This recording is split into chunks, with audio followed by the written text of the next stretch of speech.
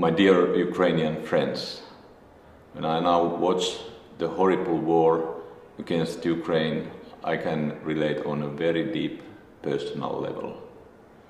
My grandmother had just become pregnant when the Soviet Union attacked Finland in World War II. And those are the horrors that I heard my whole childhood about.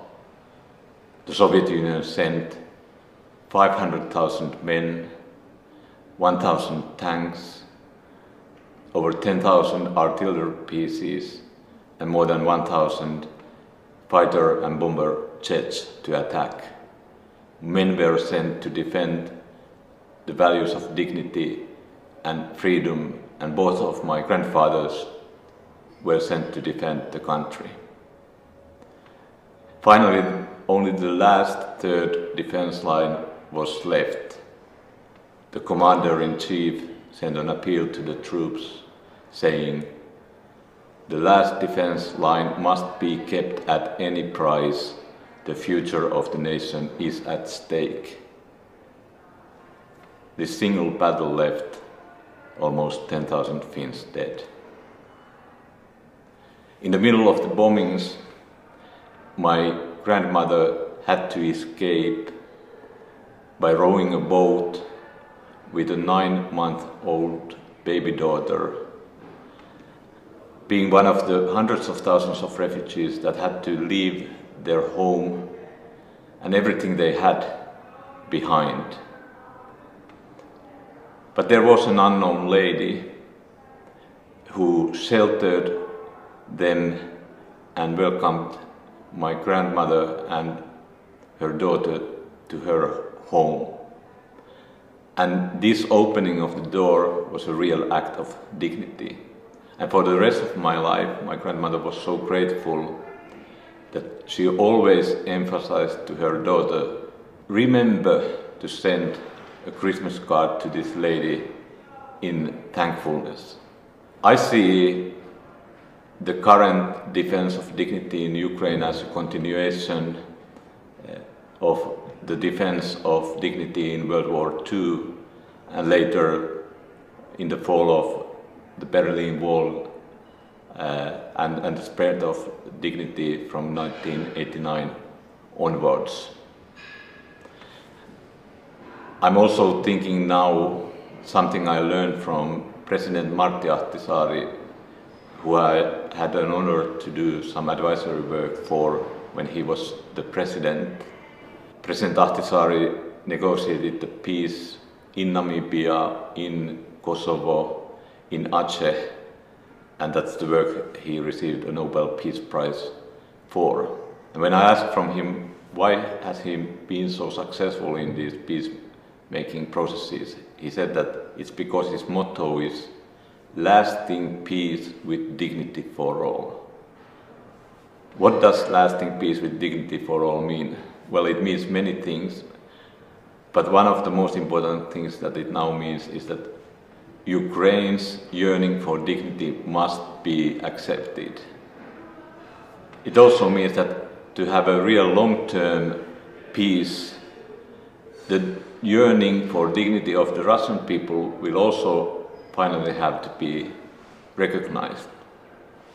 This is not a war of the Russian people, this is also a war against the Russian people. Their leadership started a war against the universal longing for dignity. I'm also thinking about Desmond Tutu, or Arch, as I came to know him.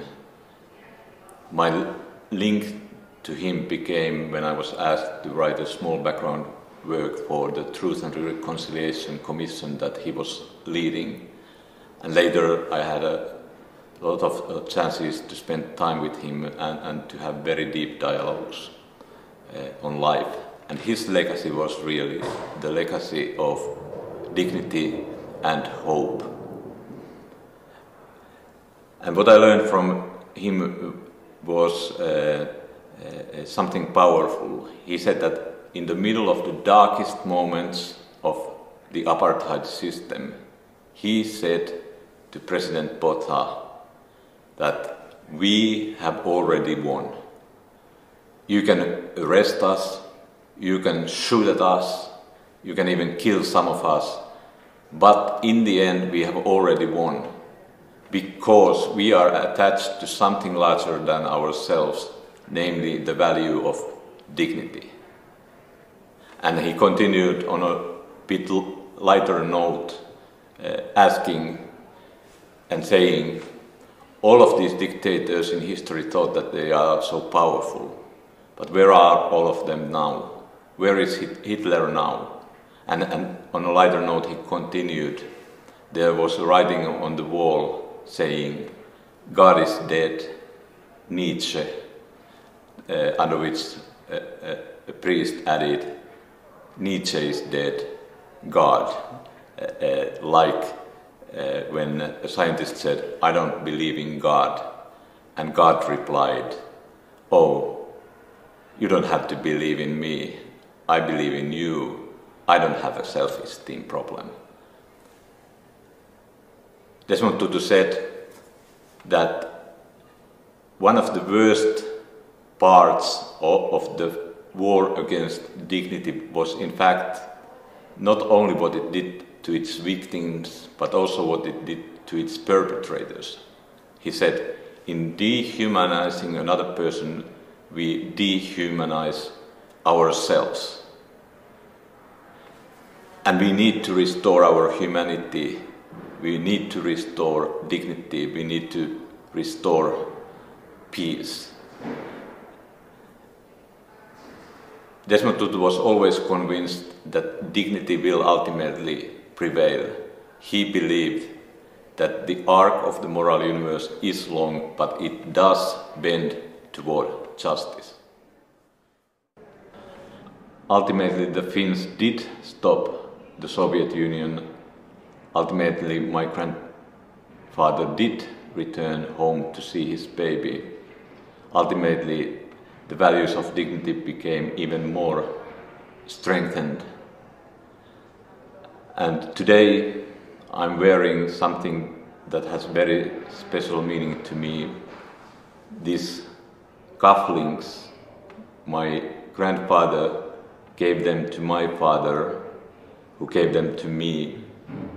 For me they represent hope. They are a symbol of dignity and love that will ultimately prevail.